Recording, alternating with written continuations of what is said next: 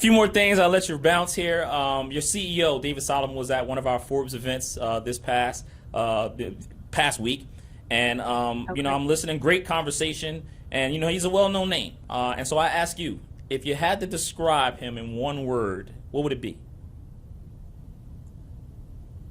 Passionate. Why passionate? He's passionate about our clients first and always. He's passionate about building a firm and growing a firm that can be nimble and innovative in relating to client needs and interest. And he's passionate about our people.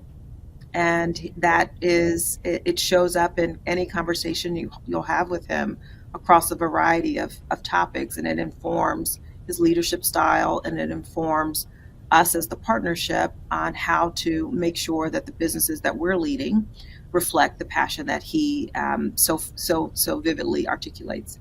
And so it's been wonderful, I think, for the firm to come together. He's been very focused on what we call 1GS, which is saying if you're a client of the firm, you should have access to all parts of the firm, whether you are an institution or an individual or an organization. The firm is yours, and it's our job to figure out how to bring whatever you need from anywhere in the firm to you as part of the advice and service we offer. And he's been super passionate about that. And maybe I need to open up a checking account or something at Goldman Sachs. Y'all do those? Like, can we get something in there? Because I want access to the I don't think firm. I can solicit on the air. I don't know how that works, but Well, I said me. I want the checking account, but that's all right. I'll check it out on my spare time so I can get okay, access okay. to the firm. We I'll have a text me platform. afterwards. There you go. I listen. You're gonna do my taxes next year, right? I know that for a fact, right? And I know I got to surround my team be better so I can take advantage of the better housing rates the next time. So, but we have a platform we call Forbes BLK, and that is a platform that we're definitely trying to highlight more black executives and more black storytelling when it comes down to just the business sector as a whole. And one of the key areas that community is interested in is the financial literacy side. When you hear the phrase financial literacy, what comes to mind? That's the wrong word. That's the first thing that comes to mind. And I think anyone who is trying to get better at anything is on a journey. And we think about it as a journey. And for all of our clients, whatever their history is or experiences, again, most of them have started this journey in a place that wasn't fundamentally focused on the skills they'll need over time. And Hmm. so we do a lot of education. We were fortunate to be chosen to do education for one of the major professional sports leagues. And when we're having those conversations with clients and players, you're seeing over time how they are moving down this journey. And so the players who are rookies, and we're talking to them about the path forward, are learning from those who are more experienced. They are getting advice. They're understanding with greater clarity from their peers and their teammates, with advice and perspective from those with experience, how to set the right stages of the journey, what they need to learn along the way.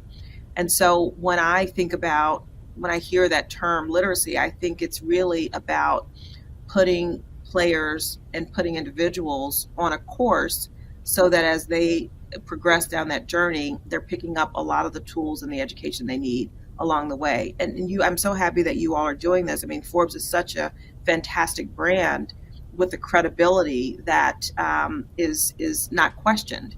And so I think taking brands like yours and others that exist around the world to have a voice in helping people along that journey is really important. And that's what we've tried to do at Goldman.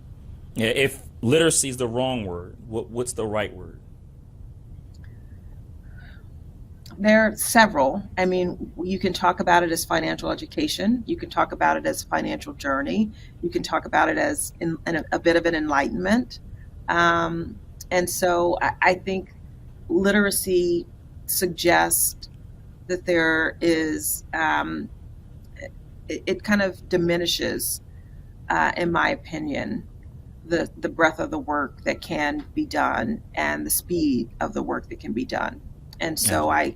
I think that it often suggests that a question, to me, it helps, it suggests that you're questioning capability in a way. And I think that at least in the experiences that we've had, and every player is different, but if you think about someone who has put in the work that it takes to become a professional athlete, they're pretty disciplined, they're pretty ambitious, and they have to be students because you can't get to that place without being a student. And Yeah. so that's how I think about it. I think about this as really a journey around education for really capable people who are learning something new.